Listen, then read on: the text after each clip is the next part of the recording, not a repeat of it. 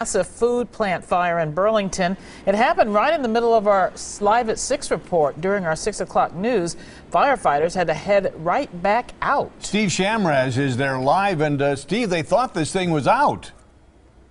They did think it was out, Mike, but these flare-ups are going to happen from time to time after a fire that ran to 8 alarms. Running back out to check on those hot spots, well, that's going to push men who are already tired past the point of exhaustion. It was right around 6 tonight when a pile of jumbled rubble began to glow. Within minutes, firefighters were back on the scene and back to work. I think there's still some stuff burning underneath that we can't get to, and it's definitely not going anywhere, but it's still there. Town of Burlington Fire Chief Ed Umnes thinks this scene could play out a number of times this weekend, and while it's likely no danger, it's the last thing a firefighter needs. They need rest and still have work to do. We're still missing some equipment that we have to figure out where it's at.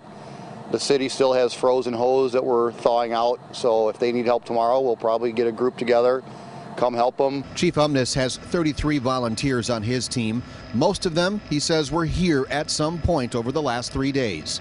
No matter how tired they are tonight, he says they'll be back in a hot second should the city need their help. If the city needs us to come back out for whatever it is, a water supply, manpower, all they have to do is call and we'll be here. Chief Umnes and his department are all volunteers, which means they have full-time regular jobs that they've been working in addition to fighting this fire. They're just looking forward this weekend to getting some very good rest. On your side live in Burlington tonight, Steve Chamraz, today's TMJ4.